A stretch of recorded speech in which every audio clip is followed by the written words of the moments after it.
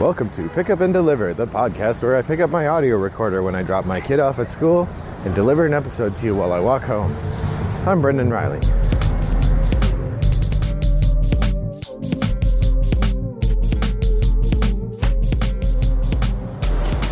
Well, good morning, listeners. It is a lovely April day, April 4th to be precise, or April 3rd, something like that, April 3rd. It is a lovely April 3rd. And we are having a nice day here in suburban Chicago.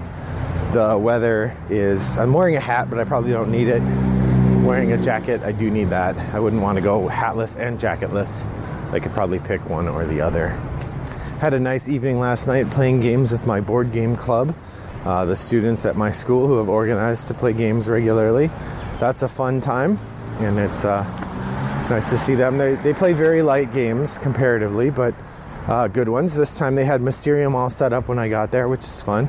And we played Between Two Cities and a couple rounds of One Night Ultimate Werewolf, and wrapped up the evening with Schrodinger's Cats, which is kind of a bluffing game in the style of Skull.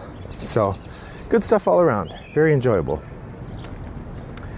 So I've been having this feeling a bit when I look at my game collection on the shelf, and I'm not sure what to call it. Longing sounds a bit too purple prose. Sounds too much. Sounds a little too much. Whatever. I don't know. Longing sounds weird. Excitement, desire,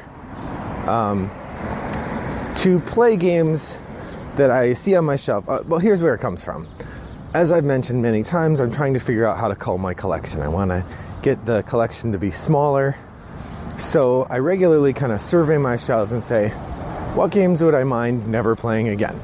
Or only playing if I find them in someone else's collection, but not having on my shelves. And there are some games where it's pretty easy to go like, yeah, I don't need that.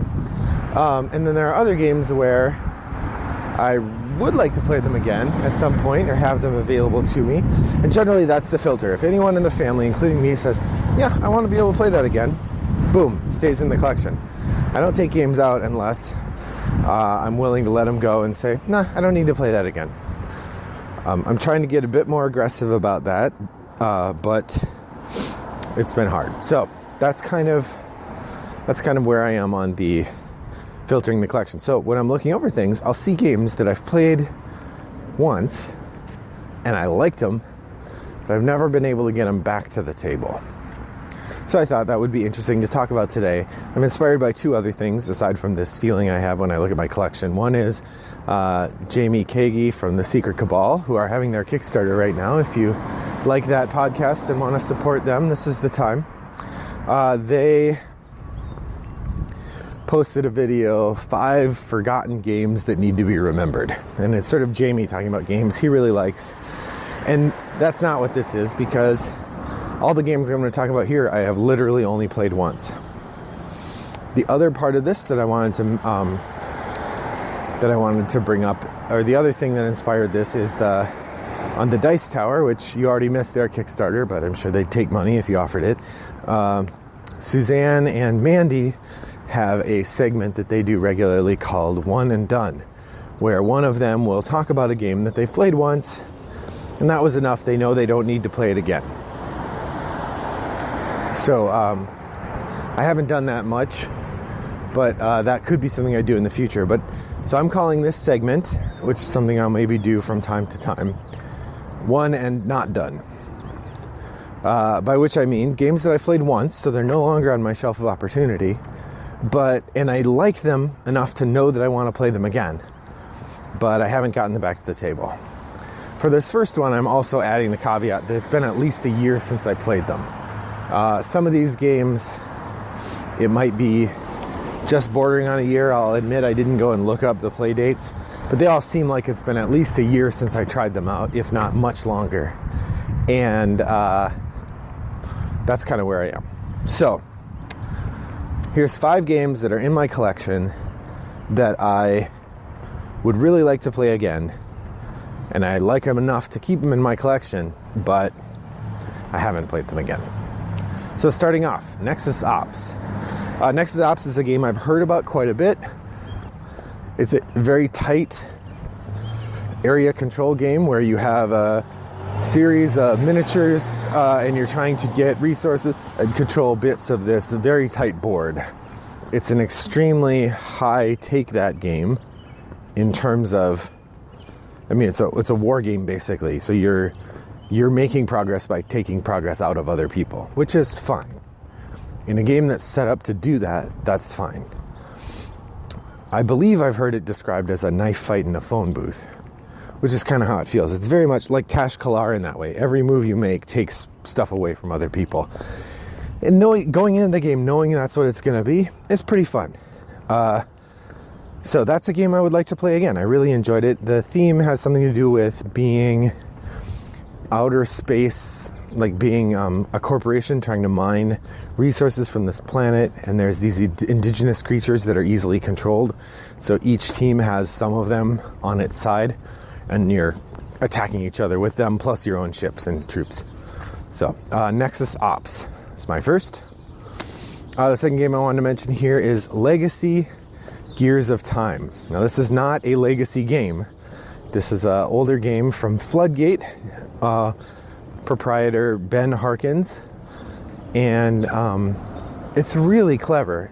It's a time travel game by which you are part of competing factions of time travelers seeking to control the future by creating the past. And the way you do that is that you go back on these time travel missions and you invent technologies in the past.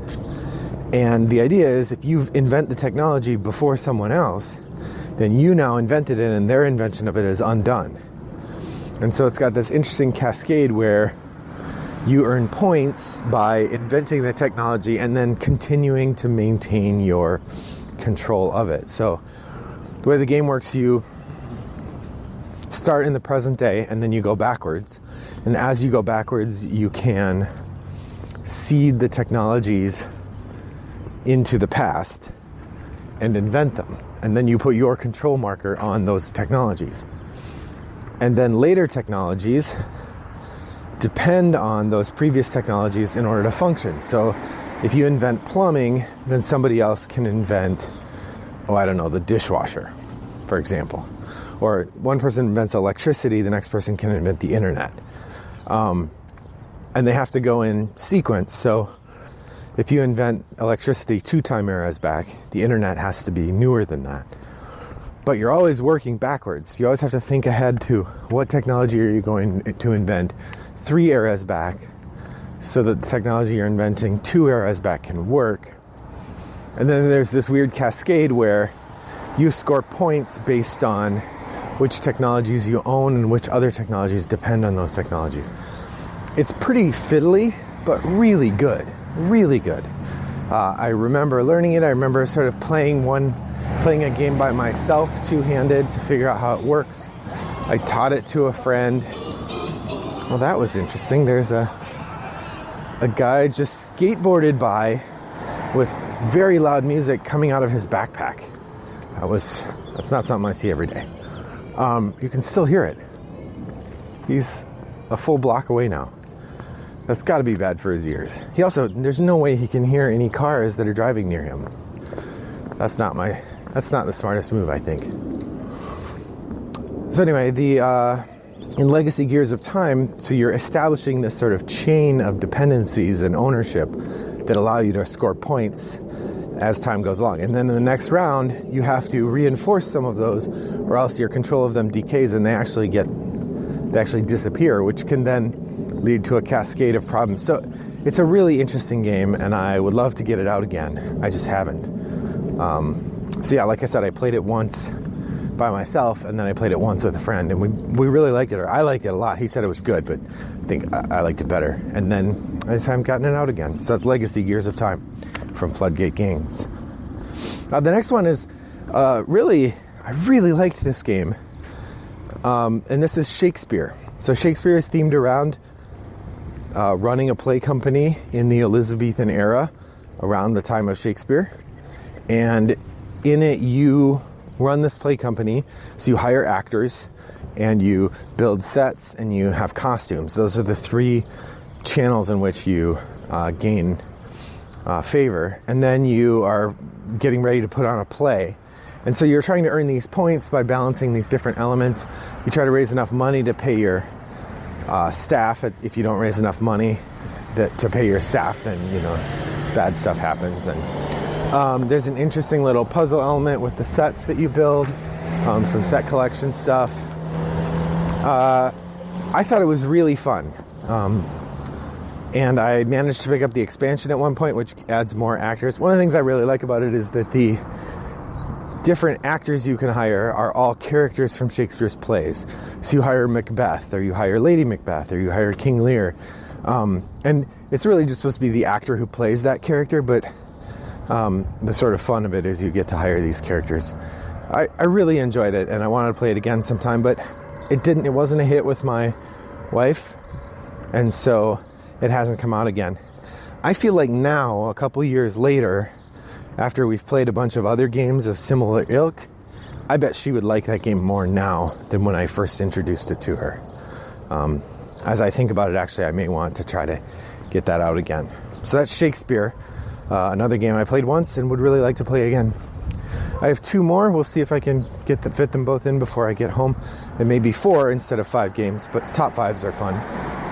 The 4th game is a 2-player only game that I played actually once with the same friend that I played Legacy Gears of Time. I will often use, he and I will schedule a game day where we're going to get together for a couple hours, and we'll play some game that I've wanted to play, often a 2-player game that I just haven't gotten to the table.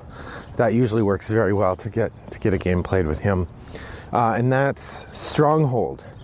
Now this is a game, I have the 2nd edition, which I actually like the art in the 1st edition better, but the 2nd edition is tweaked a bit, I guess. This is the 2nd edition. It's from Portal Games.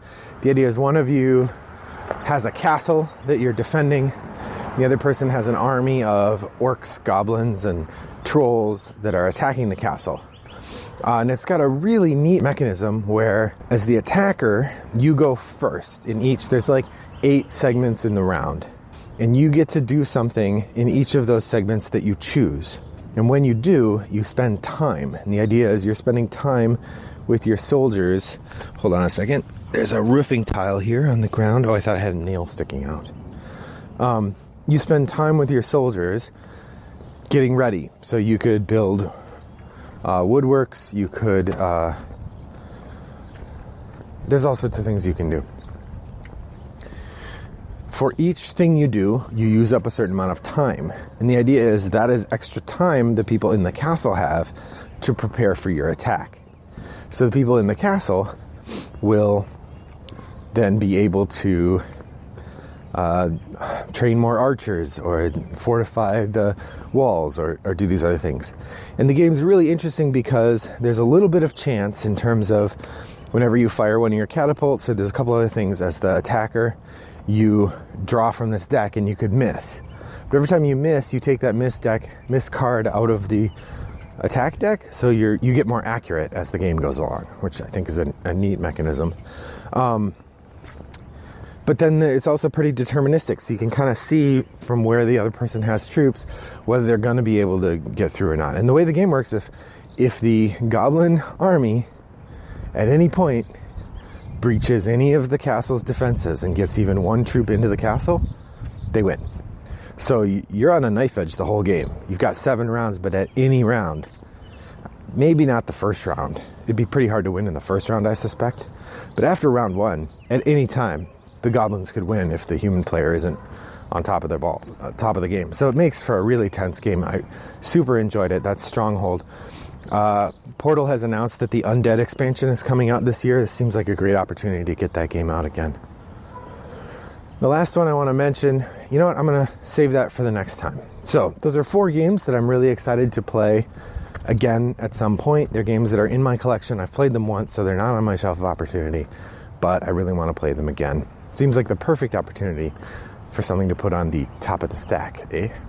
Well, thanks for listening. I hope that you've had an enjoyable time listening to me here.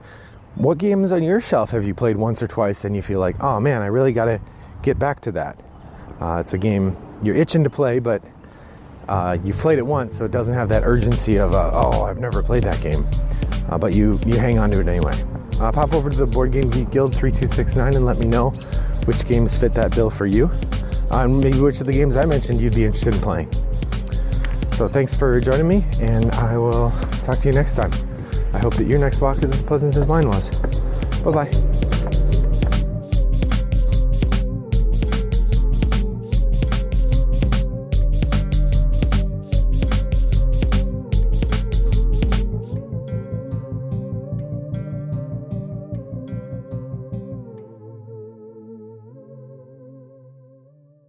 Brought to you by Rattlebox Games.